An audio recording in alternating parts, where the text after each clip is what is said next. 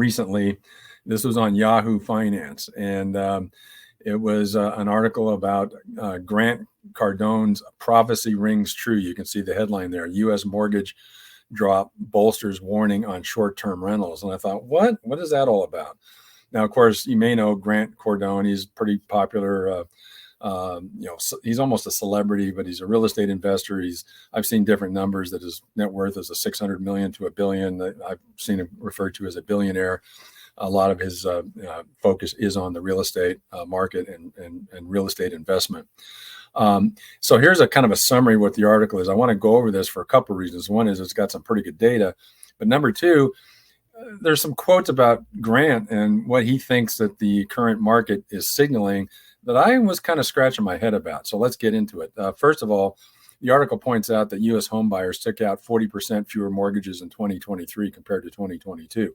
Well, that's a duh moment, right? And I can attest to it. Yeah, the mortgage business certainly is a lot softer than it was even in 2022, and certainly much softer than it was during the pandemic.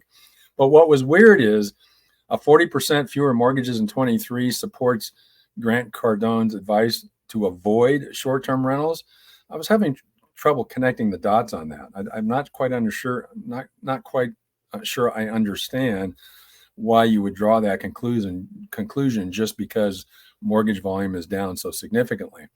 And then, of course, it goes into his advice that he emphasizes real estate as a long-term investment, not a get-rich-quick scheme, as if purchasing a property to use as a short-term rental is somehow a get-rich-quick scheme. I can't connect that dot either. I mean, it doesn't make a lot of logical sense to me. What it does point out with respect to second homes in particular is mortgages for second homes fell by 65% from the peak in 2021, while primary home mortgages dropped by only 20% year over year in 2023 and 35% from 2021.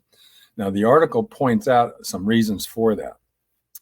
One, of course, being that second homes are more expensive and non-essential. In fact, that's what I would call essentially a discretionary purchase. Second homes tend to be purchased by folks who are, pretty well off income-wise, because that means they're going to be carrying the expense of more than one home.